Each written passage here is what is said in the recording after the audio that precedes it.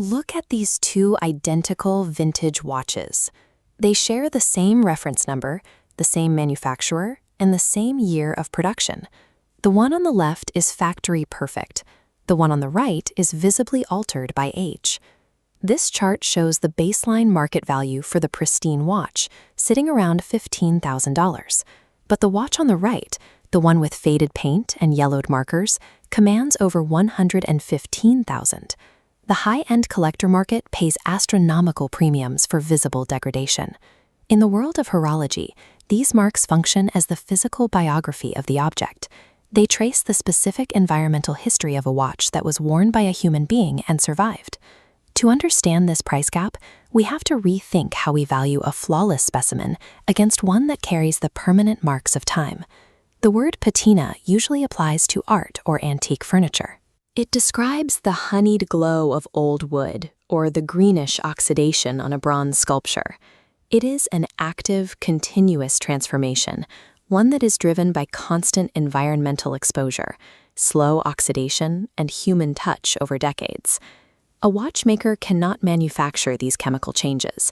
They can only wait for them. That mandatory waiting period makes genuine aging the rarest commodity in collecting. Two primary environmental drivers age a watch dial: ultraviolet radiation from the sun and moisture trapped inside the sealed case. As UV light penetrates the crystal, it strikes the organic lacquers used in early dials. The radiation fractures the molecular bonds of the dye compounds, shifting their absorption spectrum. When this specific photooxidation occurs on a black surface, it creates what collectors call a tropical dial. A dial that left the factory stark black slowly transitions through shades of chocolate and cognac, settling into a luminous, warm brown. Because this reaction requires unpredictable combinations of vintage lacquer batches and exact environmental exposure, it is mathematically impossible to mass produce.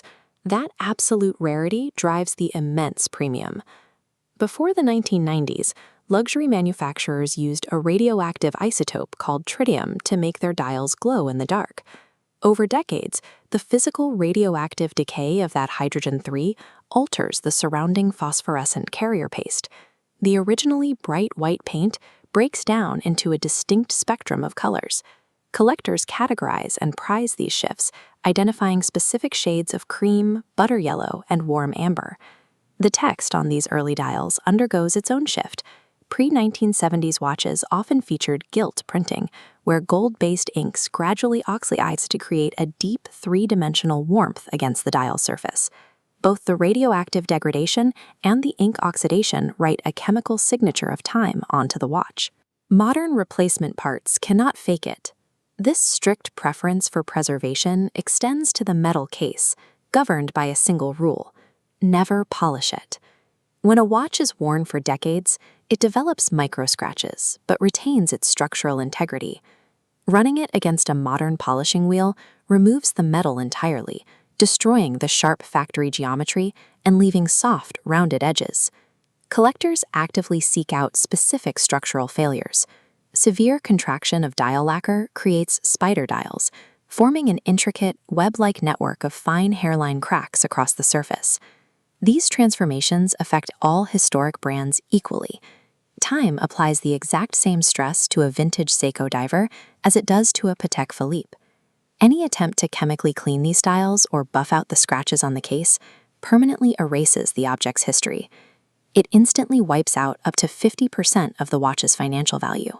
The Japanese philosophical concept of wabi-sabi provides a framework for understanding this appeal. It is the active celebration of impermanence.